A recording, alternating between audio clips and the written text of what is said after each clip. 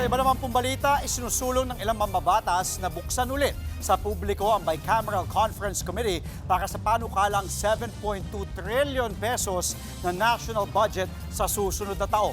Nasa frontline ng balitang yan, si JC Cosico. 7.2 trillion pesos. Yan ang proposed national budget ng Department of Budget and Management para sa 2027. At para raw masigurong walang anomalya, ayon kay Congressman Bienvenido Abante, dapat bukas daw sa publiko ang pagtalakay sa budget, lalo na pag isinalang na ito sa Bicameral Conference Committee. Dito tinatalakay para pag-isahin ang magkaibang bersyon ng budget proposal ng Senado at Kamara. Naniniwala ako na sa BICAM, kinakailangan imbitahin lahat yung mga religious, educators, civil societies, lahat yan imbitahan para makita nila na wala tayong anumang tinatago sa taong bayan.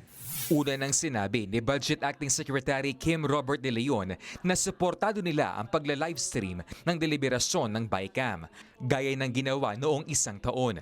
Sa ngayon, natanggap na ng Kamara at Senado mula sa DBM ang kopya ng 2027 National Expenditure. Sisimulan na ng House Committee on Appropriations ang pagtalakay nito sa Lunes. Sa August 27 naman ang deliberasyon dito ng Senado. Sasabayan sa kasagsagan ng impeachment trial ni Vice President Sara Duterte. Makakaapekto naman kaya ito sa mga budget hearing? Palagay ko, hindi naman sapagkat nakita naman natin na pagkatapos 4 hours lang ang impeachment court sa umaga nagsisimula. 3 o'clock, deliberation na yan.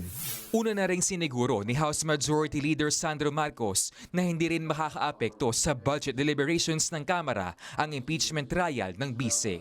Nagbabalita mula sa Frontline, JC Cosico, News 5. Mga kapatid, Andre Felix po, iba na ang may alam at may pakialam sa panahon ngayon.